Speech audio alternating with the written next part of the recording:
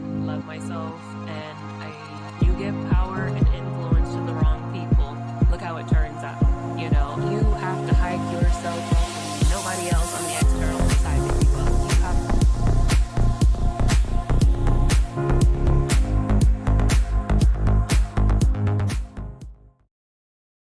Welcome back to Ascension with V. I am your host, Stashia Jeanette, aka V, and today I'm going to talk about just something that kind of was on my mind and or heart over the last couple of days, as it was something that I'm going through.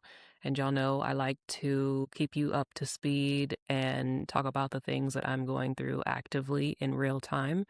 That's when it's the most authentic and fresh. So that being the case, it is about when you heal enough to see and know your worth and value. And we've kind of talked on the topic briefly before, but I kind of want to bring it back in its entirety and its fullness right now. Essentially, over the last couple of months, as I said in a recent video by myself, where I discussed how I was feeling, what I was going through in my healing and grieving process.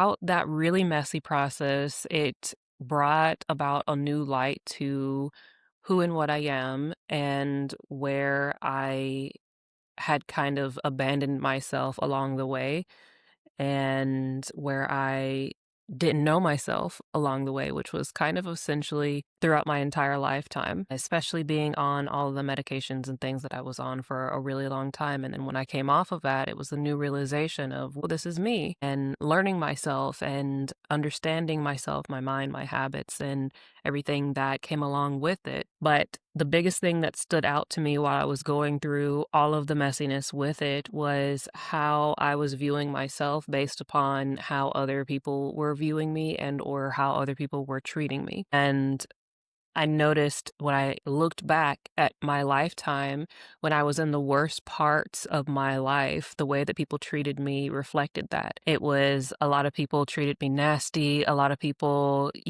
treated me as if I was lesser than. A lot of people had no respect for me. A lot of people talked down to me. And I was very much in this kind of, the example would be if an animal's used to being kicked and abused, when you go and adopt it's very skittish. It's expecting you as the new owner to also treat them terribly as well. And it was kind of the same type of behavior that I had in myself while I was going through it. And I just sat back and analyzed, okay, so during this time, this is how people treated me, and that's how it was a reflection of how I thought about myself, how I felt about myself, how I saw myself, and I had taken in how other people were treating me as the truth, how other people saw me as the truth, and it absolutely wasn't. But here's the thing about your mind and your perception and your reality is that your mind will absolutely control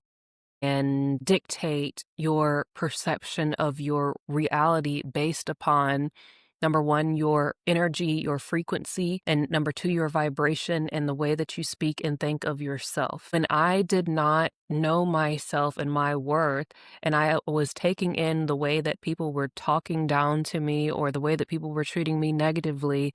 That's essentially the way that I perceived myself. I perceived myself as not worthy. That mindset is what reflected back to me in my reality. But on the other script, once I started doing my healing, once I started growing, once I started going through the whole shadow work process of releasing the perceptions of other people, releasing the learned behaviors, releasing what was forced upon me, releasing all that did not belong to me, and returning those things back to cinders with love, light, and healing, blessed and transmuted every time, I got rid of what was not me and started learning what was me, and I started rebuilding the relationship that I had with myself and my self-worth and my self-confidence and all the things that go along with it. And in and throughout that process, my perception changed of who I am, what I'm worthy of, what I deserve and what I do not deserve and what I never deserved, what was true and what was not true for myself, for my life, for my reality, for anything, right? Be it what people were saying about my work or be it what people were saying about me personally or whatever the case may be,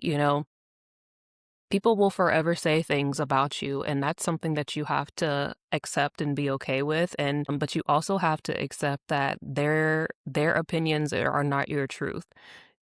Can't do the thing of allowing what other people think of you and what other people throw at you to stick and absorb and become your. You have to be independent of the external noise and the external opinions, and you have to be very deep rooted within yourself, within your self knowledge to know who you are and what is your truth. And that comes about when you are doing your healing, when you're doing your growing, when you're doing your shadow work process, right?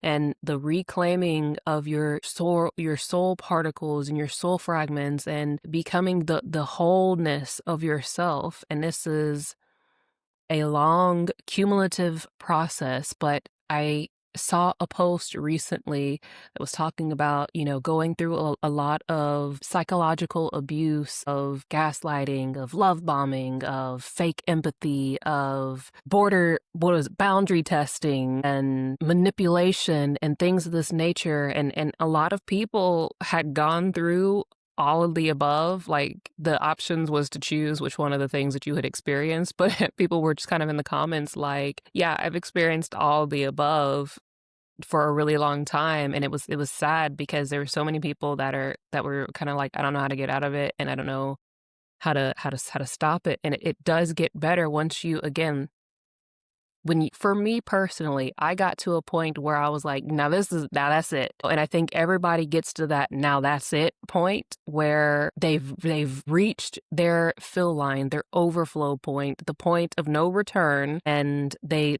close the valve to any more bullshit coming in. And it's a wrap from there.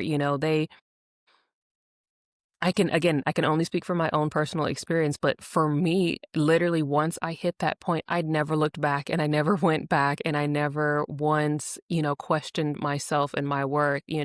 I went on my process of healing, and I just kept going, and I didn't stop. And that's how it will more than likely be for others as well, is, because once you can't unknow it.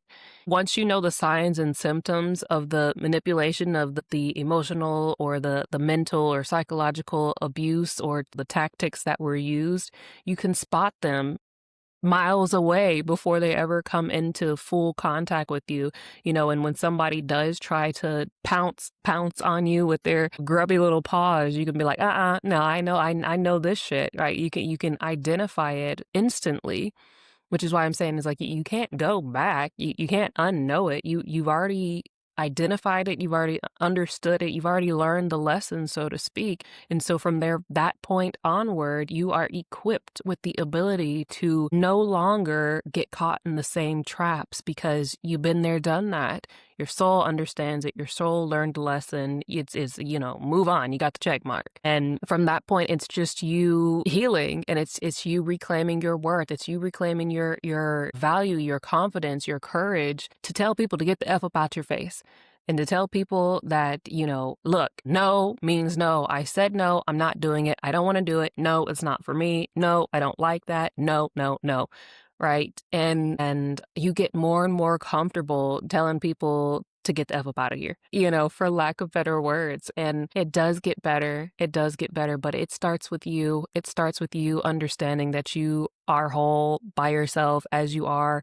There is so much romanticism around like, oh, I need to find my other half. I need to find the person that's for me so that I can be complete, so that I can be whole, so that I can do the things that I want to do in my life. Like, what? No, it's okay to want to have a significant other, a significant other that you do things with, that was uniquely created just for you. And that's fine. That's a great vision or fantasy and desire to want to have.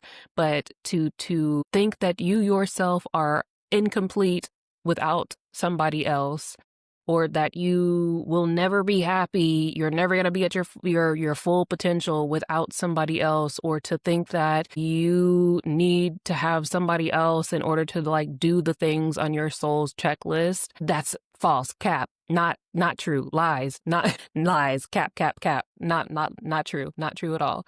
And I want to caution people to that, because I see it very frequently, and people hold themselves back from doing a lot of things in life because they don't have a person to quote unquote complete them. You are whole and complete within yourself. And honestly, once you get to that realization and you do start pouring into yourself and you do start loving yourself all the way as you are right now, and not like, oh, I'll love myself once I reach X, Y, and Z accomplishment, or once I fix X, Y, and Z, or once this, that, and the third is done. Like, when you love and accept yourself as you are right now, as perfectly imperfect as you are right now, and you start pouring into yourself and fixing your inner child wounds, and you start doing the shadow work and embracing both your light attributes and your dark attributes, your feminine attributes, your masculine attributes, and you start nurturing your inner child, reparenting your inner child, that's you coming into wholeness. That's you coming into completeness. That's you being who you came here on this planet to be. Right? That's you fulfilling your dharma. That's you fulfilling your spiritual body's cravings, necessity. And that's you being whole as you truly are. And after that, you do resonate your soul's authentic signal out into the world, into the universe, and you are able to then attract in your equally yoked partner from that level of resonance, from that level of wholeness, from that level of self-love and completion within the self. And that is where you want to attract people, places, and things in from. That level, that frequency, that vibration, that energy, of being in your power, of being whole, of being full, of being confident, not arrogant, not cocky, confident and comfortable in your skin as you truly are, in your most authentic, highest version of self. And that is the goal. And it does get better. It does get better, but it requires you to keep going. It requires you to believe in yourself, and it requires you to stop trying to put your power externally and your happiness and your existence externally. Don't put it in, the Pope, the church, the this, that, and the third. Put it within yourself. Put that faith and that level of determination and commitment into yourself, and see how much your life changes. Believe in yourself, because God's source universe is in there waiting for you to connect with it. And with that being said, you guys, I hope this was helpful. Thank you all for all your likes, shares, and subscribes. Hit the like button. Like, y'all be watching my shit and not hitting the like button. Hit the like button. It costs $0. It costs $0 at the like buttons. Like, maybe what are we doing? Anyways, the New Earth Guidebook to Healing and Ascension is available on Amazon. And don't forget that I have my weekly readings up every Thursday at 7 p.m. Eastern Standard Time. That is Eastern Standard Time. I've had some of you guys message me like, hey, it didn't come up, and it's Eastern Standard Time. Hit that notification bell so you'll get alerted to the things. And don't forget to check out Frequency in Figures, my collaborative channel with Dr. Val Raitova over here on YouTube as well. And you can donate, book a session with me, a recorded reading with me, or apply to work one-on-one with me. All of the things are listed in the description box below. And with that being said, toodly-doo. Be squad.